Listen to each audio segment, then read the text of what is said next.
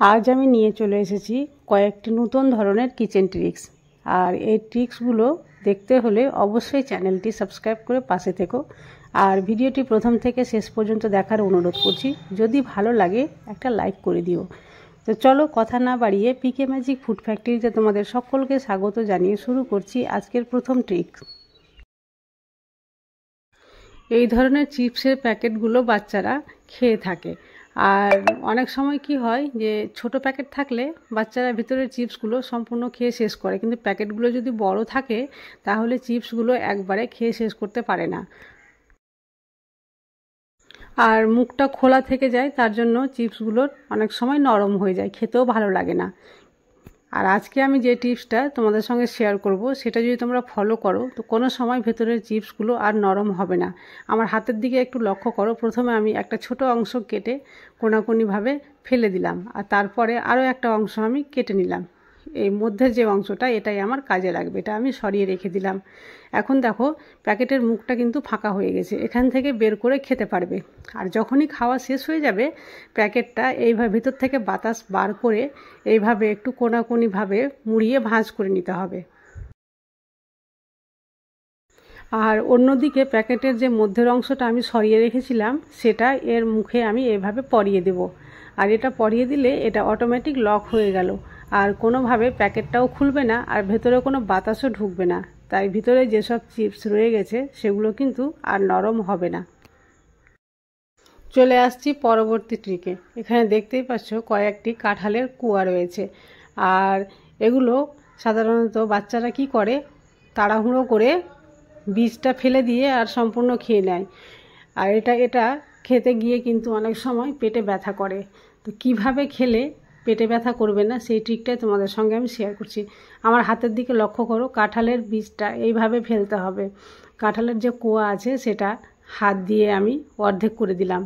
আর বীজের সঙ্গে সঙ্গে ভিতরে একটা ছোট্ট পর্দাও থাকে, সেই পর্দাটা থাকার জন্যই পেটে কিন্তু আমাদের ব্যথা করে।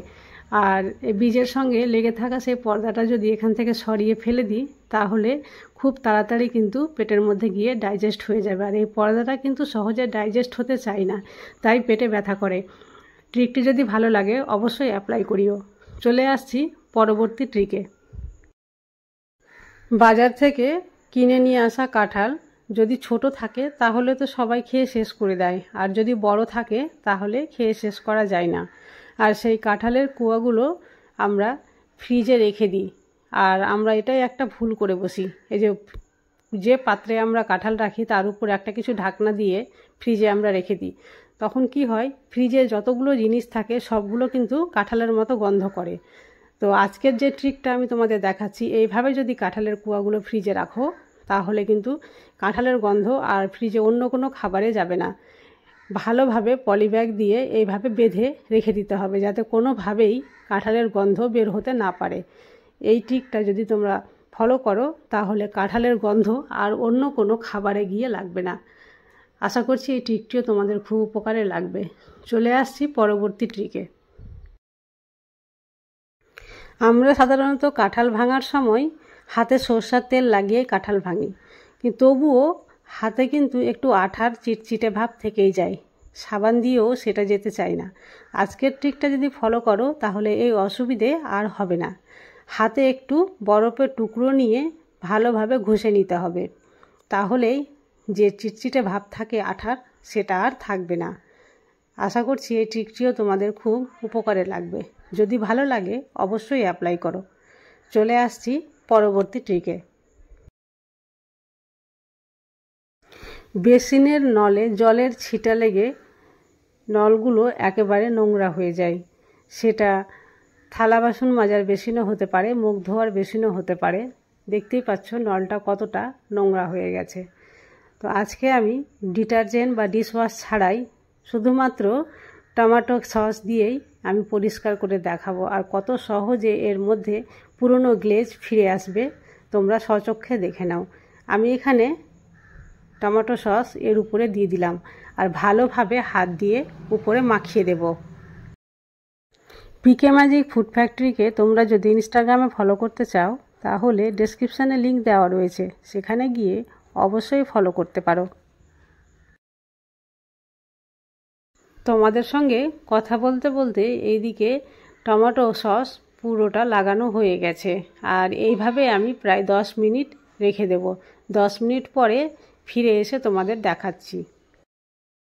ফিরে আসলাম 10 মিনিট পরে।